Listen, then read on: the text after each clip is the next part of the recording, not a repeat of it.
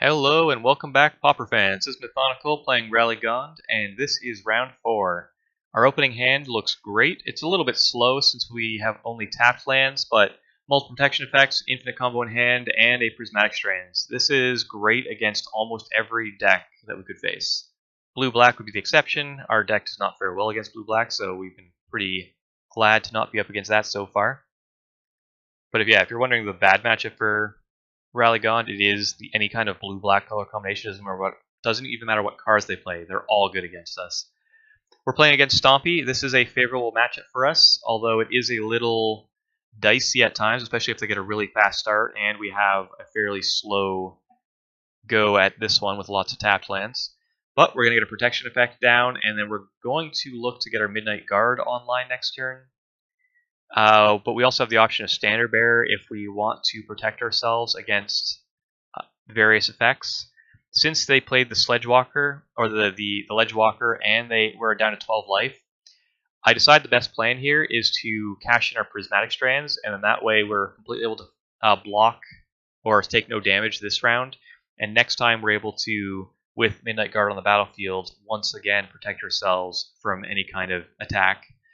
The only downside to this is if they do play or leave one mana untapped, we have to respect the possibility of vines. Here we don't want to cash in our Prismatic Strands if we're not taking lethal, so we cash in our Benevolent Bodyguard to give our Midnight Guard pro green to eat a creature and just save ourselves a lot of life. They do keep up 1 green for the most part until then when they don't, and now we're able to, well, cash in our Presence of Gond and win. We don't have to worry about them doing damage to us since we still have that Prismatic Strands that we kept in our graveyard through our blocks the previous turn. So our opponent concedes here because there is no way for them to win now that we've gone infinite. So we will jump over to game 2. We'll pull up the sideboard. In this matchup, we want to reduce our mana curve as much as possible, taking out the battle screeches because they sometimes bring in the Scattershot Archer, and we don't want to just kind of get hit by that. That would be real bad. We pull in all of our removal. We need to get rid of things, and especially Oblivion Rings. These are our out to Viridian Longbows, which they are very likely to bring in. We don't really want the Spider Silk Armors because we need to be more proactive than that. It's not worth bringing it in just to protect against the possibility of a Viridian Longbow.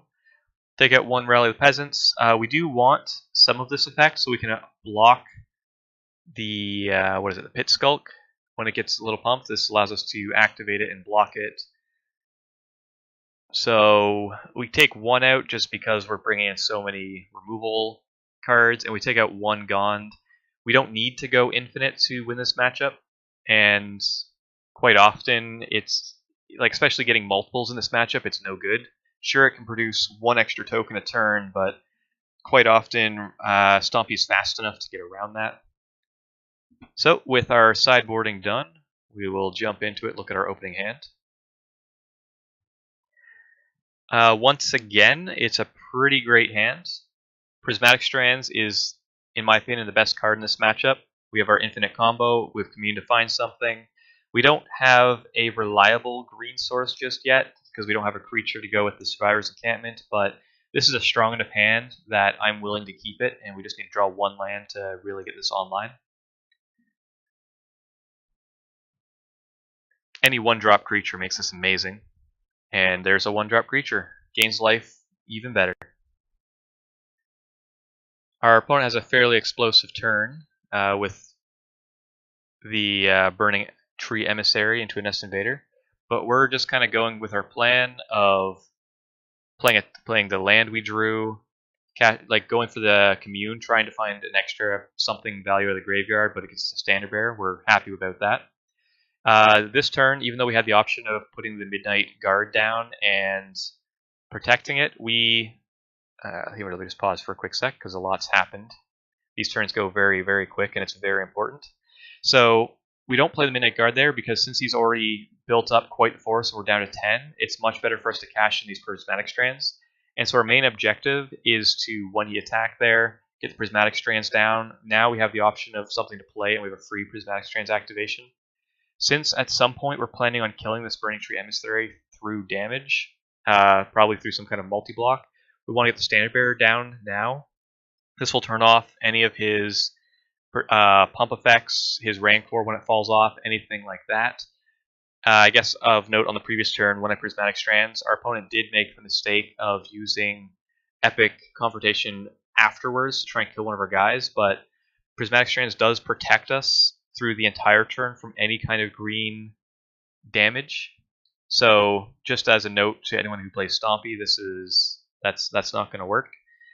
And yeah, so I think I've caught up with the narrating. There's a lot of stuff there to cover. Yeah, now that we've got the Standard Bearer online, we've got 3 mana sources. Yep, we're just going to continue from there. They're getting in with everything. I don't think this is a good idea, because this allows us to kill off essentially these 2 things for free using the Prismatic Strands. The only thing we're a little afraid of is like a Viridian Longbow or a Gut Shot of some sort to get rid of the Standard Bearer, but that wouldn't be the end of the world at this point. Here, we do get our Midnight Guard down. It's a little risky. We could have kept up Prismatic Strands, but because we had gained enough life, it wasn't really a concern.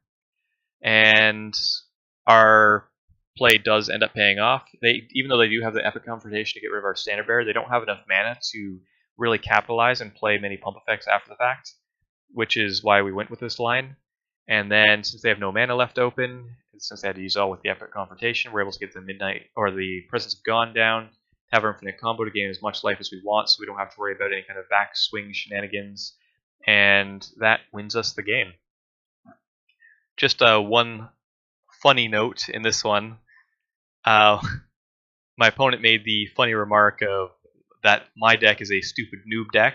I will leave it to the viewers to decide whether it is or not.